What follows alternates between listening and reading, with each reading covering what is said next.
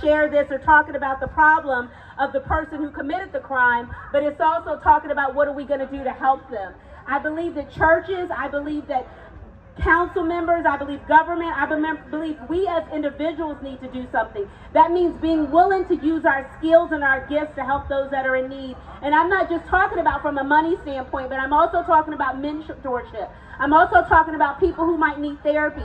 There are many people who have mental health issues and they're not able to get the support they need because of cost, because they may not have the money or they may not even know that it's available to them. If that's something that you're aware of and you know, you have to be willing to put in the work and do the hard time to help them. It might mean that you might not be able to go to the movies that night. It might mean that you may not be able to go get your hair done. It may mean that you may not be able to go get your nails done. But what it does mean is that you're making change in the community, and that's what we need. We need people who are not just talking about the problem, but are being about the problem. I have a family just like you guys, and every time someone dies, that's a part of my family, and that's how we should look at it. We're not just here in the community to talk about the problem, but we need to be about the problem. That means churches, that means schools, that means council members, that means us as a community, your neighbors. When you're looking at your neighbor and you see that there's a problem, don't just try to get them on Ring or get a good video of them to pass it along. See what you can do to help. And that's what this community event is about today. It's about sitting next to someone that's next to you and seeing what can you do to sow into their lives.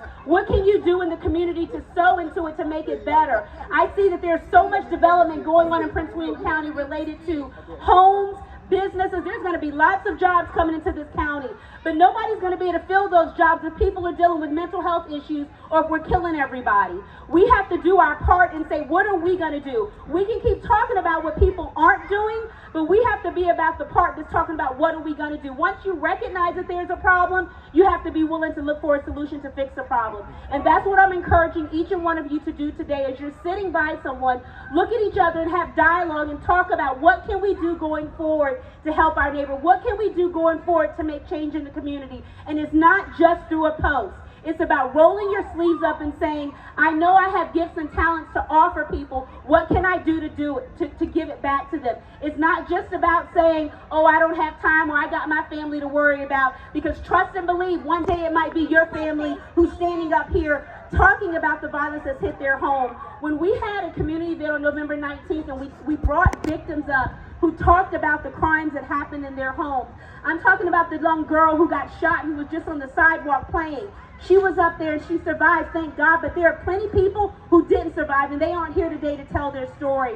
So I'm encouraging you today to step outside of your comfort zone and be willing to do something about it. Thank you.